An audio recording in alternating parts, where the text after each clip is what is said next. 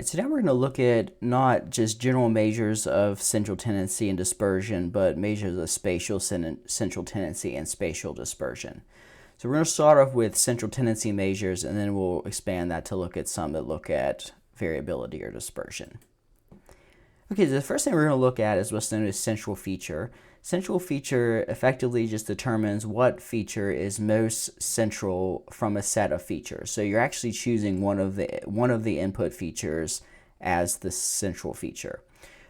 Generally, that's going to be defined as the one that has the lowest accumulated or total distance from all the other features in the data set. So for example, these points all represent airports. So what we would be doing in this calculation is calculating the distance for each airport. We would calculate its distance from all other airports and sum those up. We do that for every airport separately, and the most central one would be the one that had the lowest total distance. Note that there are different ways to calculate distance. Probably the most common and simplest way is just simply the straight line distance between two airports.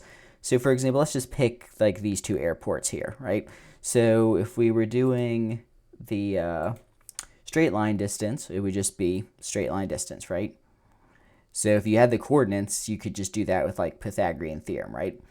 Another way to do it is the Manhattan distance. The Manhattan distance is basically taking the total of the distance in the orthogonal or like x and y directions.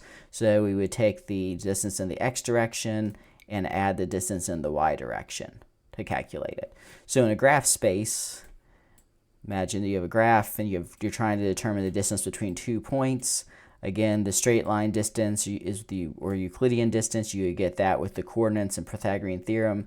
For the Manhattan distance, you're effectively just summing the distance along the x-axis and the y-axis. So there's two different ways to calculate distance. Another thing you can do is incorporate a weight. So for example, you could say if for each airport you had an estimate of the number of passengers leaving or traveling through that airport each year, or the number of flights leaving or arriving at that airport each year, you could use that as a weight. So basically, the ones that have more more traffic are going to have a higher weight in the distance calculations. Lastly, you can also do this by group. So instead of getting one central feature, you could actually get a separate central feature for each group. So in this case, maybe we could get different central features for like international airports versus regional versus like municipal airports. Okay, so in the case of central feature, you're basically picking one of the input features. In contrast to that, when we do mean or median center, you're going to get a new coordinate, and it's simply just the average. So in the case of the mean center, you're just getting the average x and average y coordinates for all the point coordinates. And that's going to be, in this case, this yellow circle, or sorry, the green one. And then the yellow one in this case is calculated the same, except you're just doing the median instead of the mean. The key thing here in terms of how this is different from mean center is that you're not picking one of the input features. So the output coordinate doesn't have to align with one of the input features coordinates. This is just simply the average x and y coordinate of the features, or the mean, or sorry, or the median. You could also incorporate weights. Again, you've got your Manhattan versus your Euclidean distance. So similar setup, it's just calculated differently. All right. So mean and median center, they don't necessarily have to align with one of the input features, whereas central feature does. Okay, so both of those, that's a video that's on YouTube if you want to look at that.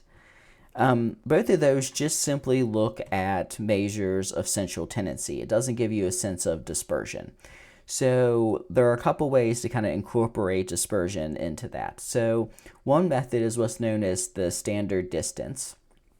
So this purple circle here represents the standard distance. So you can note that this circle is centered on, in this case, the mean center. So that's the center of the circle. And effectively, the larger the circle, the more dispersed the features are across space. The smaller the circle, the less dispersed they are. This is generally useful if you're comparing two distributions, right? So if you wanted to look at the dispersion of airports versus hospitals or something, right? So bigger basically means more dispersion. If we go down here to the attribute table, you can see that this feature has a shape area and a shape length, and it also has the center coordinates. These should be equivalent to the mean center, assuming they were calculated the same way, same weightings and whatnot, and the standard distance. And I believe the standard distance, I can't remember. It's either the radius or the diameter of the circle. I'm not sure in this case, but it's either the radius or the diameter. I think it's the radius. So anyway, the more dispersed, the bigger that number will be, and thus the bigger the circle will be. And then obviously the less dispersed, the smaller it'll be. One thing you may have noticed is that this doesn't take into account directional trends. So you just have a circle. It doesn't give you a sense of like in what direction there's more dispersion within the data set. It's like kind of adirectional. So this can be expanded to calculate what's known as directional distribution or the standard deviation ellipse. So in this case, we get a more ellipsoid shape where the long axis is aligned in the direction of greatest dispersion. So in this case, this would be kind of your direction of greatest dispersion. Here we can see the attribute table. So again, we've got a length and an area. The center coordinate there is the center x and y coordinate. And then you get your standard deviation in the two, like the different directions, and then this rotation factor. So basically using these things, so here's how you could basically produce this, right? So you would create an ellipse using these different distances. The x1 in this case is the long axis and the short axis is y. And then to make it non-orthogonal, you would rotate it using this rotation factor there. So anyway, the key thing here is that now we're actually looking at a directionality, similar to the mean, median, center, and the central feature, and the thing we just talked about, which was the standard distance. You can calculate this using different distance measurements. You can incorporate a weight. You can create different ones for different strata, like different types of airports, so on and so forth. One thing, again, that's worth noting is you may get a pattern that maybe isn't really that meaningful, right? So we see this kind of more dispersion in kind of the east to west direction here, but partially that's just because the United States is, wider than it is tall. So since we're only looking at airports in the U.S., it's kind of, that dispersion is kind of just based on the distribution of the kind of the shape of the country. So anyway, whenever you do these types of analyses, you should just think about whether that actually makes sense, right? So is it actually showing you a dispersion or a pattern that's meaningful? In this case, it's really just a product of how we defined our extent, right? Because the shape of the U.S. is longer than it is tall. Okay, so now we're going to get into issues of spatial statistics. Again, the goal here is not to get into these in great detail. It's just to kind of introduce them. If you want to study this in more detail, a good option would be to take a full-blown spatial statistics course. All right, so this is just a kind of a quick review of how to interpret a statistical test, right? So statistical tests will have a null hypothesis, so there is no statistical difference. So for example, if you are doing a t-test, basically the null hypothesis would be that there is no difference between the means of the two groups, right? Because you're comparing the means of two groups. The alternative hypothesis is that there is a statistically significant difference. So again, in the case of a t-test, it would be that the means of the two groups are not the same or they're different. So if the statistical test does not show statistical significance, then we say that we fail to reject the null hypothesis. Note that that is different. So that's really important terminology. Let's highlight that real quick. So fail to reject the null hypothesis. Note that that is different from saying that you prove the alternative hypothesis. You can't prove the alternative hypothesis. You can only fail to reject the null hypothesis, right? So generally speaking, statistical tests will produce some type of test statistic or index, like a z-score or something, and then or like like an F statistic or a T statistic or whatever. It depends on the statistical test. And then generally that statistic is going to get compared to a distribution, such as like a z distribution, normal distribution, a T distribution, chi-square distribution. And based on that distribution, you'll determine whether that's statistically significant. And you'll get that with a p-value, right? So the p-value cutoffs, a lot of people use the 0.05, but obviously there's different cutoffs you would use in different circumstances. It's somewhat arbitrary. People again argue that p-values are overused, but basically the idea with a p-value, again, if we're going to use our 5%, is if the p-value is less than 0.05, then it's suggesting that there's less than a 5% chance of obtaining the result by random chance, and that would be equivalent to a 95% confidence interval. So it's kind of like saying you're like 95% confident that what you're seeing is a real pattern and not just a result of like randomness. Again, another thing that's important to note about statistical tests, as I mentioned earlier, is your goal is to be able to try to say something about a population based on a sample from that population.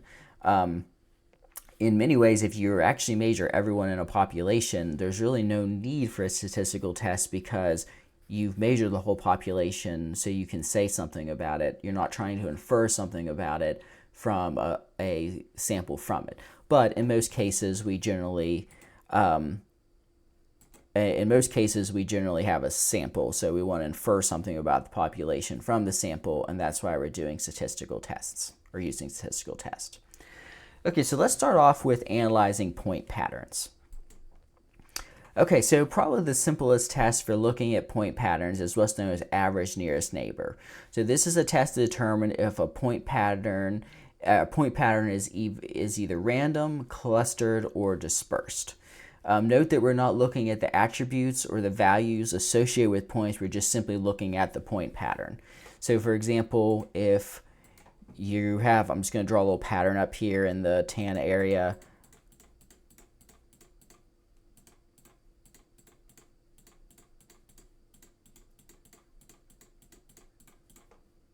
All right, so let's say we want to know whether the distribution of those points in this area are random, clustered, or dispersed. So, just looking at it, you might say, well, looks like there are kind of clusters in here, right? So I would say that it's clustered. But what the average nearest neighbor test allows you to do is to actually test whether that is a true clustered pattern or not. Note that each of these points could represent something like an airport like before and have attributes associated with it. So it could have, an attribute table. But we're not looking at the attributes. We're just simply looking at the point pattern. Okay, so for this test, the null hypothesis is that the pattern is random. The alternative hypothesis is that the point pattern is not random, so it's either going to be clustered or dispersed. Again, you're only looking at the spatial distribution or locations of the points. You're not looking at their attributes. There's other tests for that, which we'll look at later. And again, since you're comparing the distance between points, then you can use different measures of distance. So it could be the straight line, Euclidean distance, or the Manhattan, which we mentioned earlier is simply just the sum of the distances in the x and y directions. Okay. Again, we're not going to talk about how this actually calculated. We're just kind of going over what it's for, what it tells you, and how you interpret it. Again, if you want to know how it's calculated, you can take a full spatial statistics course. Okay, so This is some examples. So this is a set of points. These points were actually generated using a random point generation tool. So the question is this a random distribution? So in this case, we end up with a p-value of 0.06, which is just a little above 0.05. So if we were using a 0.05 threshold, we would, in this case, fail to reject the null hypothesis, so we would say that it is random. However, if we were using like a higher p-value, like a 0.1, then we would say that we did reject the null hypothesis, right? So it depends on what you're calling your threshold or your cutoff. Note that this tool, this was done, I don't know if this is ARC Pro or ARC Desktop, but this actually gives you this output. So it shows you the distribution, and then it shows you where it ends up. So you can see it ended up here. So I believe, let's see here, this is your 0.1 cutoff, your 0.5, and then your 0.01. So you can see it does fall in that range. So it's kind of interesting. This point pattern was generated randomly. It suggests that it's a little dispersed, actually. But it depends on what you're using as your cutoff. Again, any statistical test is going to return some type of index. In the case of average nearest neighbor, you get this nearest neighbor ratio. And then here, from that, we're getting a z-score because we're comparing it to this normal distribution. And then from that, we can calculate a p-value. And that's what we use to make our decision of the results of the test. So this was one that was almost random, but it came out a little dispersed depending on, again, what significance threshold you're using as your cutoff. Here's one that's clearly dispersed. This is pretty much as dispersed as it could possibly be because it's on a regular pattern. So anyway, you can see here that we get that's our nearest neighbor ratio, a really high z-score, and a p-value of effectively 0. So that suggests that this is pretty dispersed. And then this example, we're looking at clustering, or one that's clearly clustered, right? So really low z-score, high magnitude but negative z-score, very low p-value. So now we're suggesting clustering. Okay, so that's the point of average nearest neighbor. It's just to look at the pattern, a point pattern, and determine whether it's clustered, dispersed, or random. Again, you're not looking at the attributes or information associated with the points. And there's a video about that. Okay, so Ripley's K kind of expands this a bit. So it can assess point patterns at multiple scales or distances. When the observed K value is larger than the expected K value for a particular distance, the distribution is considered more clustered than a random distribution at that distance or scale of analysis. And when the observed K value is smaller than the expected K value, the distance is more dispersed at that distance. So the key thing here is Ripley's K basically generalizes the average nearest neighbor a bit, so you can look at patterns at varying distances or varying scales. So you might actually see like a spatial clustering at one scale and dispersion at another scale, randomness at another scale. With the average nearest neighbor, you're really only able to look at one scale. Ripley's K expands it so you can look at patterns across scales. Which can be useful and more useful in some situations than simply average nearest neighbor. Again, we're not going to get into that in detail, but this is what we're mentioning. Again, the spatial SAS class, you would get into the more components of Ripley's K. Okay, so now let's talk about the concept of spatial autocorrelation and tests associated with that. Okay, so this is something you may have ran into if you were a geography student or a spatial statistics person or an epidemiology person. This is Tobler's first law of geography, which basically says everything is related to everything else, but near things are more related than distant things. This is basically like a statement of the concept of spatial autocorrelation because you're saying that things that are near are more correlated than things that are further away, right? So I wanted to put that in here because this, again, relates to the idea of spatial autocorrelation. Okay, so let's look at this as in terms of like patterns within a grid, right? So this pattern would clearly be clustered. It's as clustered as it could be given the proportions of the classes, right? So all of the red values are clustered to one side, and all the blues are clustered to another side. This is as dispersed as it can be given the data proportions. So it alternates like a checkerboard: red, green, red, blue, red, blue, red, blue. And then this one is random. This was created using like a random pattern generator. So this is what we're looking at in this case, is kind of whether in this case a measurement or value is clustered, random, or dispersed. If it's clustered, then the measurement is going to the closer values are going to have a more similar measurement. If it's dispersed, the similar measurements are actually going to be further apart, and if it's random, there's no pattern.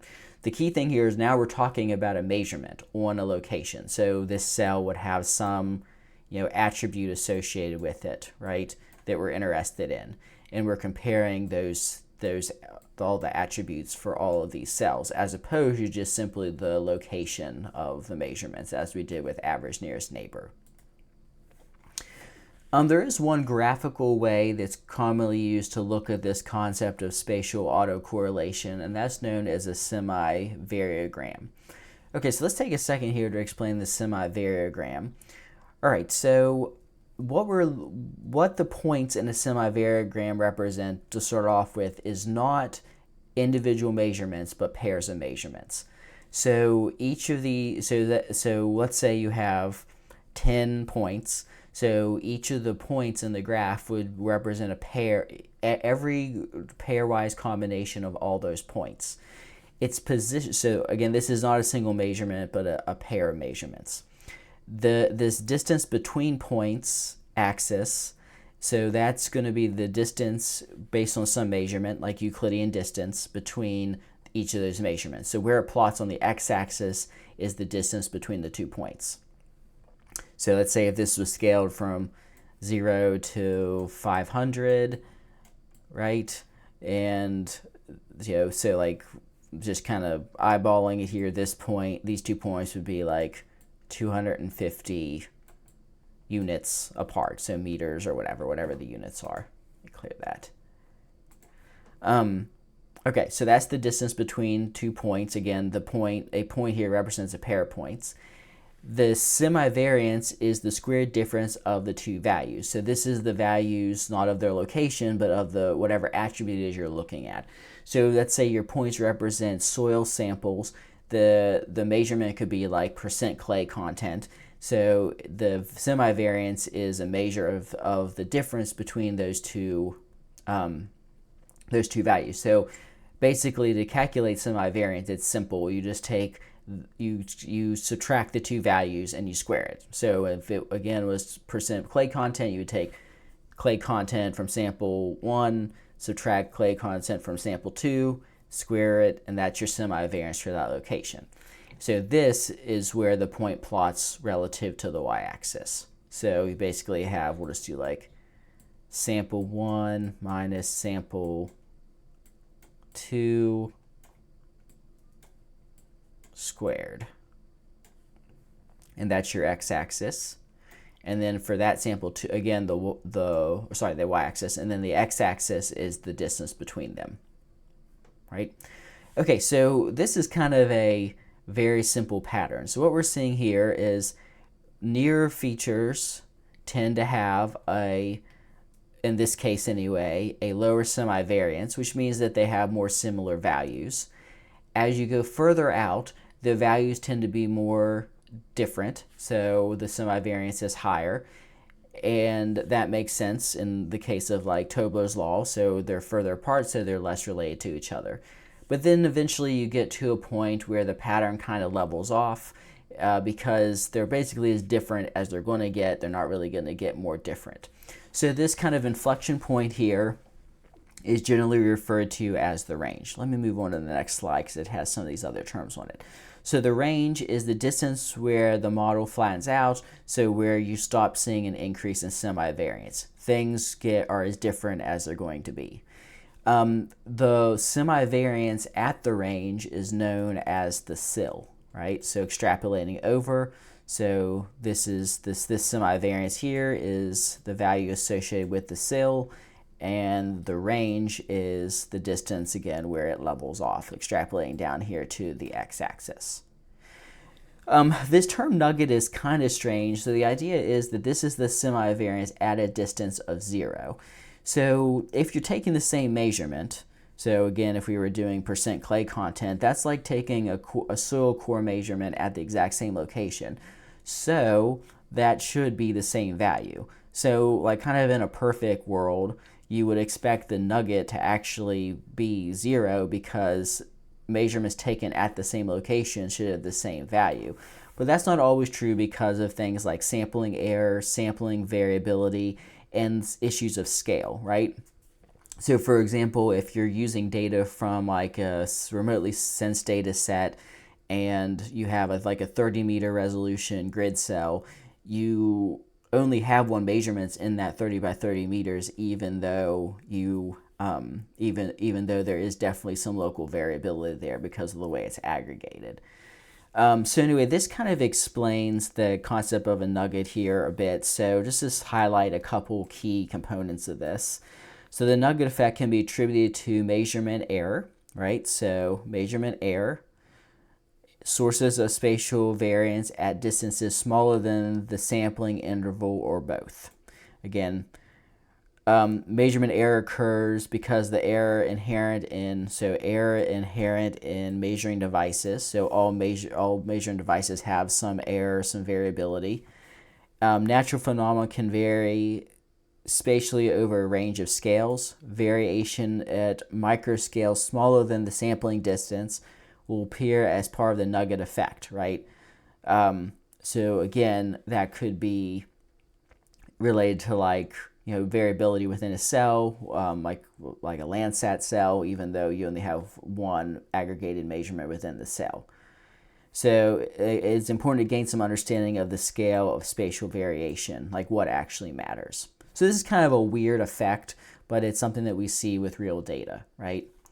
Okay, so last thing I want to say about the semivariogram is that this is a very simple conceptual pattern. You'll see a lot real data may not behave this cleanly. You may not see as clear of a sill. The inflection here might be a little bit more subtle. You might see a lot more noise here. Anyway, the real data may not behave like this. This is a very simple conceptualization of the concept of a semivariogram and its associated characteristics, the sill, the range, the nugget effect, the concept of spatial autocorrelation increasing with decreasing with distance and eventually leveling off. Okay, this is the video, just kind of explains that. Okay, so Moran's eye is probably one of the most well-known spatial statistical tests, and effectively it is a measure of spatial autocorrelation. Right, so measure spatial autocorrelation based on feature location and attribute values using the global Moran's eye statistic. So here's the null hypothesis. So spatial pattern of attributes is random. So it assumes that the pattern is random. And then the alternative is that the spatial pattern is not random. Well, let's miss the N there. It should be pattern. Spatial pattern of attributes is not random, which means it's either spatially clustered or spatially dispersed. Spatially clustered is effectively the idea of spatial autocorrelation, but in the real world, not everything behaves that way, where near things are necessarily more similar. So you could actually have situations where things are more similar with distance or the pattern is random. Again, because we're looking at changes in an observation relative to distance, you have to have a measure of distance. So it could be Euclidean or Manhattan. You have to have a way to conceptualize spatial relationships. We'll talk about that in a minute. We're going to skip that for now. Generally speaking, the way that Moran's eye is calculated, if it's positive, that indicates clustering. If it's negative, that indicates dispersion. And if it's near 0, then that indicates random. Okay, this conceptualization of spatial relationships is interesting. So whenever you're comparing a feature to its neighbors, you have to determine what you mean by neighbor. So let's go through these in a little bit of detail because it is kind of important. So inverse distance is basically this. So the impact changes or decreases with distance. So the further away you are from a specific feature, the less of an impact that those distant features are going to have on the calculation of the Moran's eye index.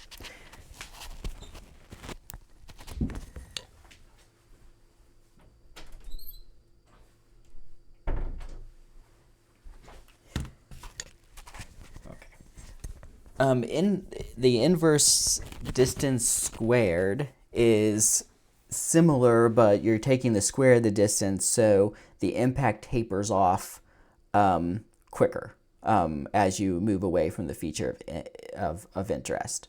Fixed distance band is simple. The idea there is that if it's within a certain distance, then it's going to be considered a neighbor, and if it's not within a certain distance, then it will not be considered a neighbor. Zone of indifference, this is one of my favorite GIS terms just because it sounds kind of funny and very cynical. But the zone of indifference basically combines the concept of fixed distance band and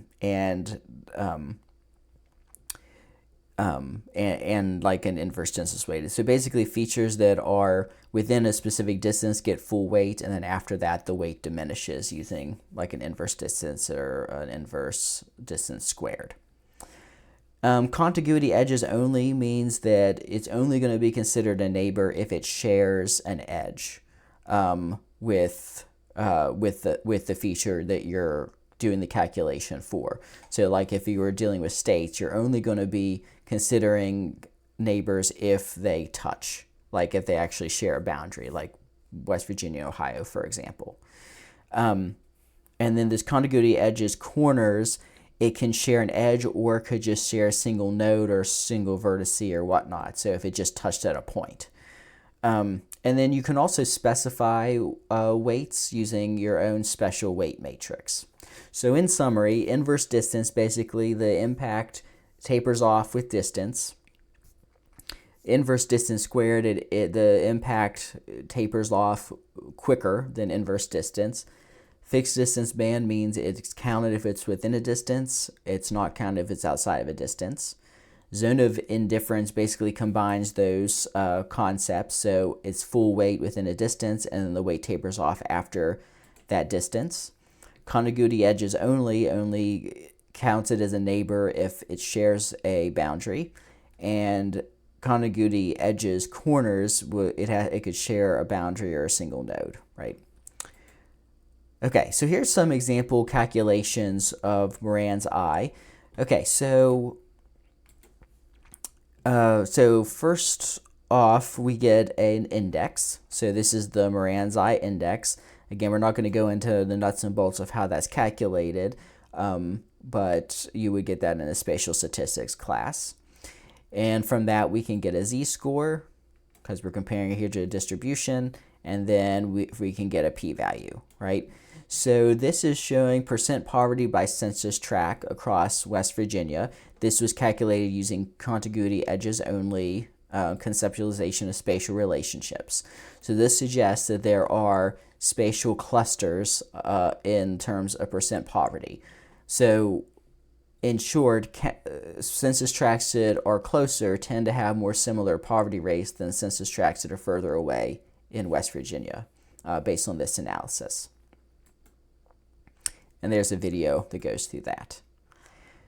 Okay, another method for looking at like a global patterns is what's known as the Geddes or general G.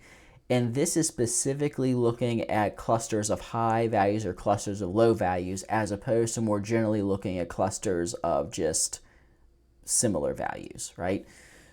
So in this case, the null hypothesis is that high values or low values aren't clustered. So high values don't tend to be grouped together, low values don't tend to be grouped together spatially. The alternative then is that high and or low values are clustered. Again, because we're comparing features based on distance, you have to have a measure of distance. It could be Euclidean or Manhattan. you have the same like conceptualizations of spatial relationships you have with Moran's eye. The statistic that we get here is this observed general G value. High values tend to indicate clusters of high values, low indicate clusters of low values. So this is an example output, for a cluster analysis here. So here we got a positive general G value. This was the z-score. This was the p-value. So this generally suggested that high values were clustered as opposed to random or clustering of low values. Okay, so both the general G, the Gettysord general G, and Moran's eye give you one measure for the entire data set. So it's a global measure. But obviously, if you zoom in, you could see different patterns for different features, right? So you could see areas where there's like clusters of high values, for example, or clusters of low values, or no pattern at all. So there are methods to take these global metrics and generalize them a bit to look at local patterns. Okay, so one way to do that is with what's known as LISA, which is local indicators of spatial autocorrelation. You can think about this as a generalization of Moran's eye. So this is like a local version of Moran's eye. So now we're looking at local patterns in the association between values as opposed to just one single global statistic. The null hypothesis is that there are no the local patterns are all random. There are no local patterns of clusters or dispersion of values. The alternative is that there are local patterns of dispersion or clustering of a value. Again, because we're looking at comparing things based on distance, we need a measure of distance. We have to have a conceptualization of spatial relationships, like we talked about before. Generally speaking, in this case, positive I value indicates feature has neighboring features with similarly high or low attribute values. So this basically kind of suggests clustering, and then negative I basically indicates neighboring features with more dissimilar values or a dispersion. Note the language here is a little bit different from Moran's eye because now we're actually going to get a test statistic back. We won't get back a single global test statistic. Instead, you're going to get back a local test statistic. So you'll get back a statistic for each individual mapping unit. These are basically kind of the different types of clusterings that you can get. So HH means a cluster of high values. LL means a cluster of low values. HL is high values that are surrounded by low values. And then lastly, LH is low values surrounded by high values. Okay, so here's an example of a LISA output. So this is that same percent poverty by census tract problem. Note now, I'm not showing you a global statistic because you don't get back a global statistic. You get back a statistic for each map unit. So we get a map output now instead of a tabulated statistical output. So again, here basically these are like levels of significance, or well, I guess these are different groups. So the kind of lighter red are high values. So these are census tracts that are surrounded by other high poverty census tracts. So you can see that pattern like kind of in this area. So these are kind of clusters of census tracts where you have a high poverty rate surrounded by other census tracts with a high poverty rate. This darker red is high surrounded by low. So we have that like here. It looks like there's a few of those. So high poverty, but there are low poverty rates surrounding it. Low high is the opposite. There's only a few of those like up in here. So low poverty rate surrounded by high poverty rate. And then lastly, the light blue is your low low. So these are clusters of census tracts with low poverty rates. Okay, another kind of local version, and this is the local version now, not of Moran's eye, but more of the Gettysord general G, is the Gettysord GI star, which is generally termed hotspot analysis. So instead of just looking at local clusters in general, now we're specifically interested in identifying local clusters of high values or local clusters of low values.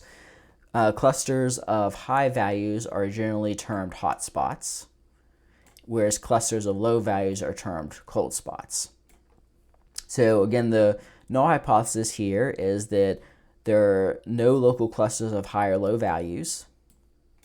The alternative hypothesis is that there are local clusters of high or low values. Again, we need a measure of closeness or distance, so Euclidean or Manhattan, a conceptualization of spatial relationships, just like with our Moran's I, our Getazor general G, and our Lisa methods. And again, we went over those earlier. In this analysis, larger values for a map unit tend to indicate clustering or a hotspot, and low values indicate clustering of low values or a cold spot. The map on this page is showing changes in population from the year 2000 to 2010. So areas in red are where we're seeing clusters of counties with population increases. So we see some of that going on like in the Washington, Baltimore, Philadelphia, New York, kind of I-95 corridor area.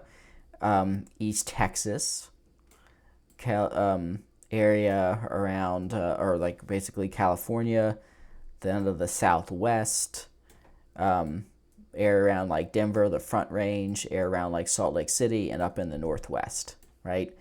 In contrast to that, the blue areas are cold spots. So these are clusters of counties with decreasing population.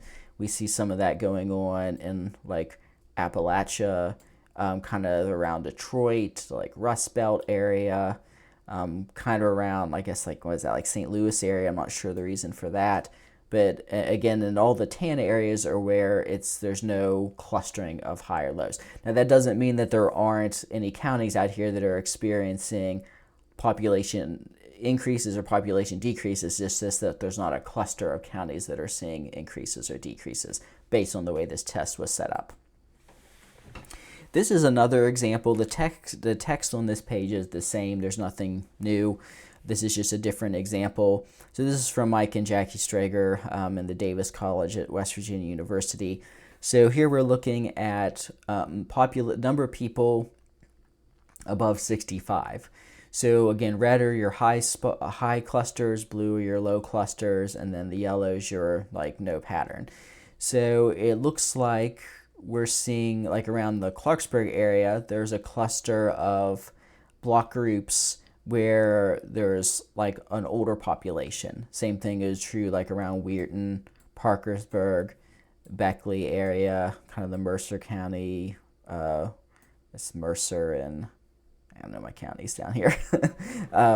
Anyway, so those are clusters where there's like an older population, and then the blue are clusters where they're like younger population. So like out the Panhandle, around Morgantown, and the southern coal fields down here. Here's that result for our poverty by census tract. So down here we see hot spots. So this is area where there's census tracts where there are groups of high poverty rates. Again, the blue is where there's cold spots, so where there's groups of census tract with low poverty rates. And again, the white areas are where there's no pattern. Again, these counties could be experiencing high or low poverty. It's just that there's not like a cluster based on our measurement or our method. And this uses a contiguity edges only conceptualization of spatial relationships.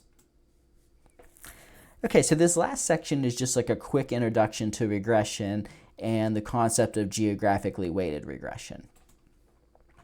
Okay, so what is regression for? Well, regression is when you want to estimate a continuous measurement. That's in contrast to classification, where you're trying to differentiate or predict categories as opposed to a continuous measurement. When we're doing regression, we generally term the thing we're trying to predict the dependent variable or the response variable. And the things that we're using to make the prediction, so like the covariates that we think are correlated with our dependent variable, we call those the independent variables.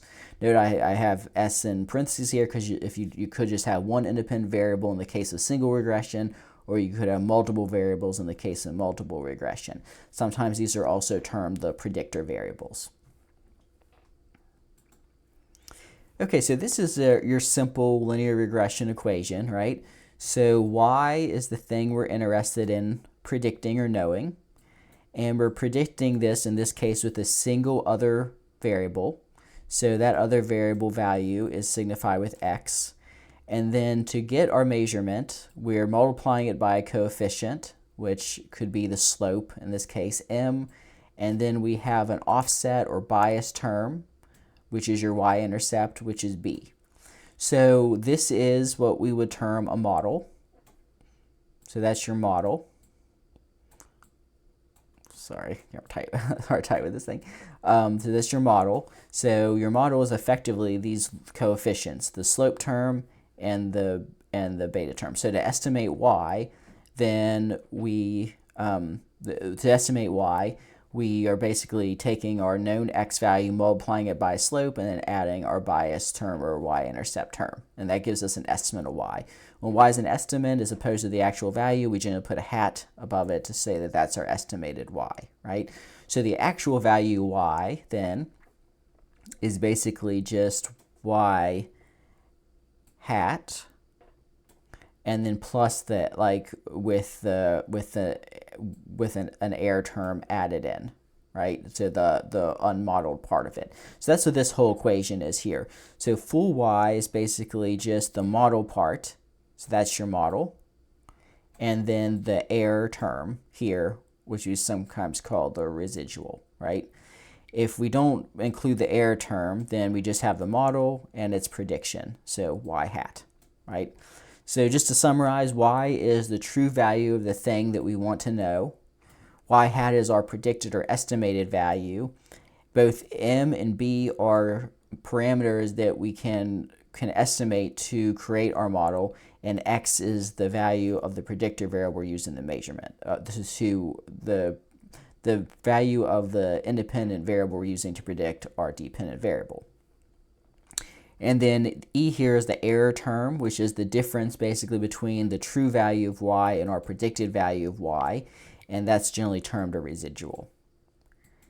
Again, this can be expanded to incorporate more than one predictor variable. So in this case, we have 1, 2, 3, a bunch, n number of predictor variables. So ignoring this part, we'll just say if we had 3 predictor variables, so let's say we're trying to predict, let's say we'll use our percent clay content. So let's say this is percent clay content, and these are things we're using to predict it. So maybe it's like the I don't know, like the elevation at the location, the land cover, or that's more of a categorical, so that's kind of hard to include. That's the elevation at location, the precip, and the temperature or something, right? So these are your predictor variables. So those are measured values. Each of those are going to have a coefficient. And then we have our intercept or offset or bias term. And then again, the error term there, right? If we don't have the error term, then this should be y hat because it's our prediction, right? So the process of creating a multiple regression equation is effectively feeding it examples where you have your y measured and the associated x variables, and it tries to find a model that minimizes your residual or error, generally with ordinary least squares fitting method. And the result will be a set of coefficients that define the model. Note that this can get much more generalized. So for example, you can incorporate like square terms for like a polynomial type regression. You can incorporate interactions between the different predictor variables. You can transform the variables if they're not like linear related. This can even be generalized to assess or predict like a binary classification problem in the context of like logistic regression. You can regularize these models using like lasso and ridge regression. So this is really like a really broad form of analysis. Also, generally, there's two kind of broad reasons you do regression. One reason is to try to predict something, like what we've been talking about here, but another use of regression techniques is to understand the relationships between things or to make some type of like inference. So this is a really broad tool we're mainly looking at here in the contents of single regression, multiple regression, where you have more than one predictor variables, and our goal is to predict something, not so much to understand relationships. Again, the residual is basically the difference between your prediction and the actual value of y for a specific sample. So that's your error term, right? So it's just the difference between the actual and the predicted. Again, the hat here means predicted. So in this case, this is a single linear regression where we have an x and a y. This line is the model. So the line represents the model. The model is effectively defined based on its m and b terms, right? So the m term is basically the slope. So slope, that's equal to m. And then you've got your y-intercept here, which is b, right? So if you know where it intercepts the y-axis and you know the slope, you basically have the line, right? So that defines the model. All right, so the dots here represent the actual y's for a specific x. So these are measured, right? So for this specific x, we can extrapolate up and over to get our y measurement there. So at a specific x, this would be the predicted value. This is the actual value. So basically the difference along the y-axis, this distance, represents the error or the residual for that specific point or location. Okay, so there are some ways that we can measure how well a model is performing. One measure, which comes up a lot in GIS, is the root mean square error. We talked about this already when we talked about like georeferencing, for example, or modeling more generally in a prior module. So this is basically a way to assess how well a continuous measurement is being predicted. So this is based on the residuals. So to calculate the root mean square error, you basically take the correct answer, subtract the prediction, that's the residual. So that's your residual. Let's do R there, residual. So you're basically taking all the residuals, you're squaring them up, you're squaring them and summing them, dividing by the number of samples, and then taking the square root, right? So if you take this difference, so let's say again we're doing percent clay content as what we're predicting. If you subtract the predicted percent, subtract the predicted percent from the actual percent, your units are percent. If you square it, the unit now is percent squared. If you divide by n, that's not changing the unit, so it's still percent squared. And then we take the square root, that puts the units back to square. So in short, root mean square error is going to be reported in the units of y. So if you're predicting chemical concentrations in parts per million, the units of RMSE is parts per million. If it's percent clay content, then it's percent. If it's like US dollars, it's US dollars, right? So anyway, root mean square will be in the units of y.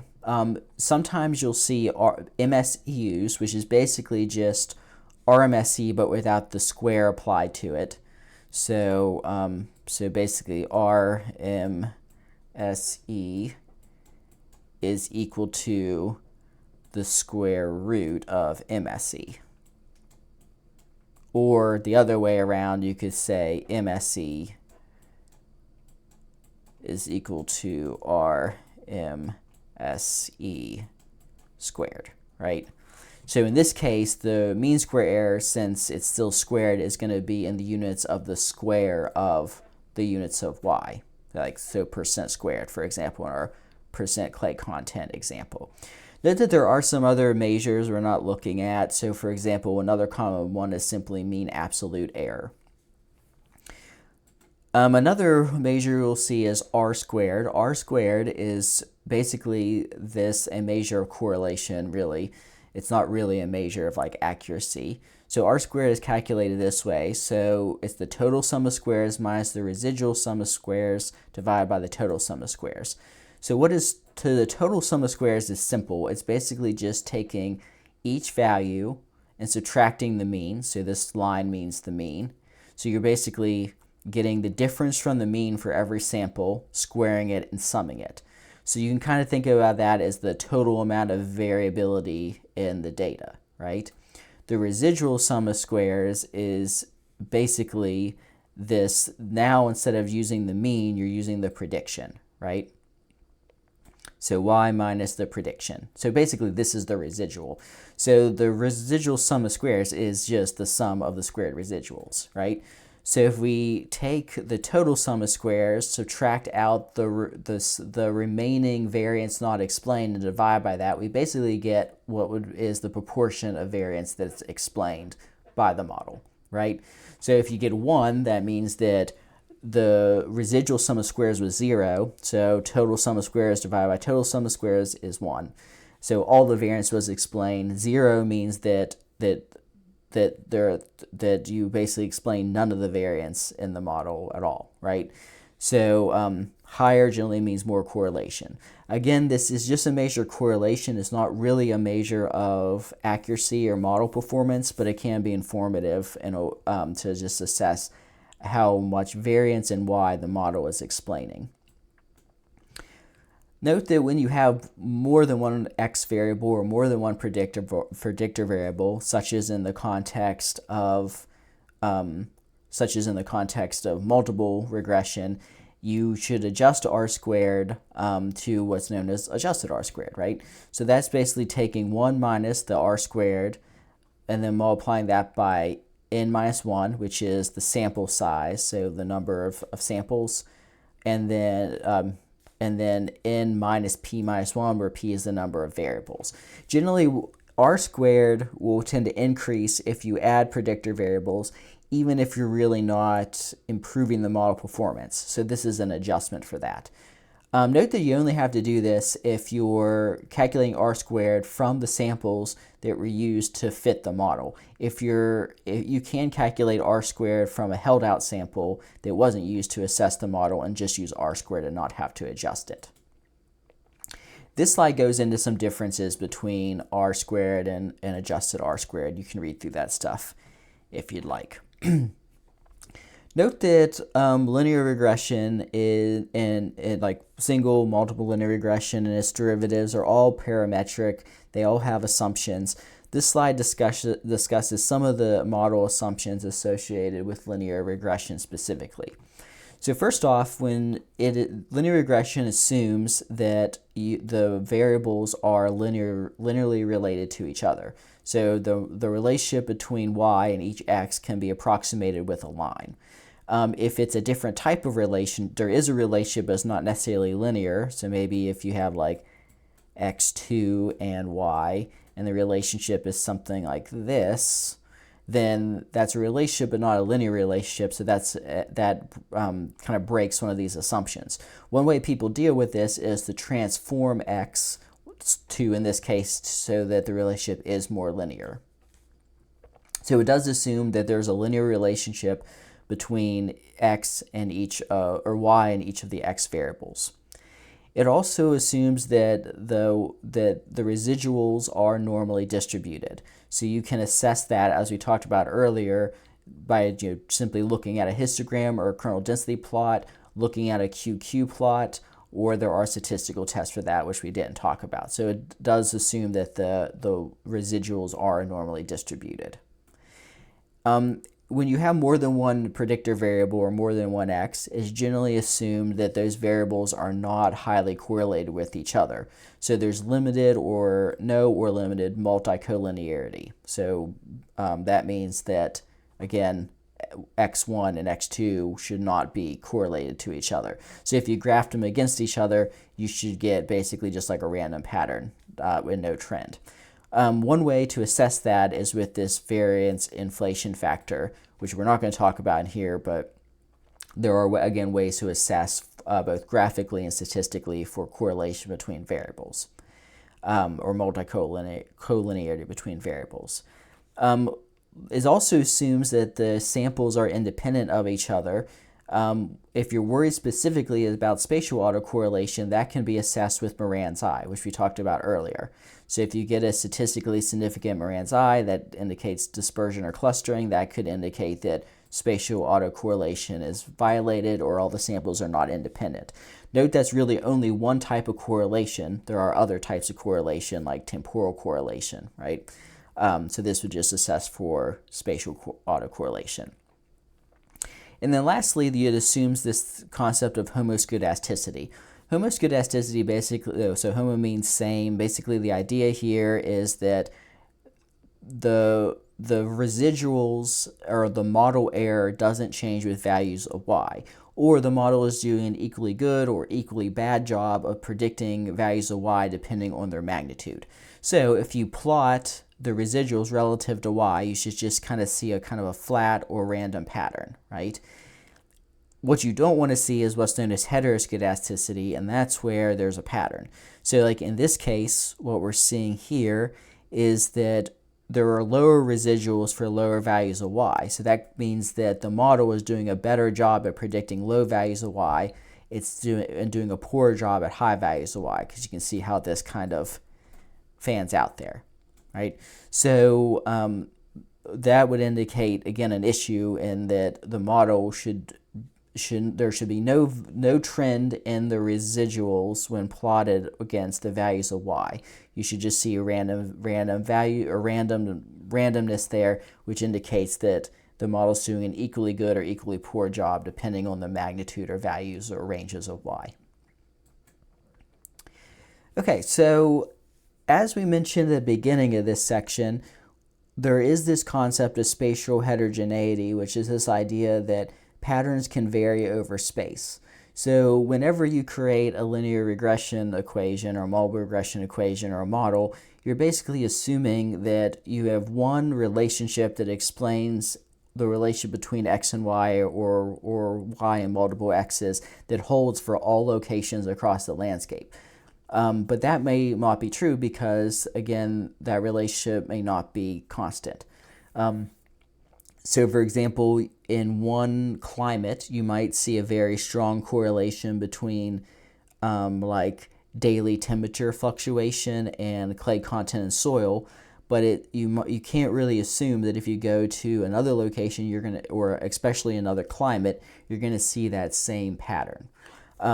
So sometimes it's not really appropriate for us to have a single regression equation that's applied to every location, because that assumes that the patterns are consistent whenever they may not be consistent or be heterogeneous.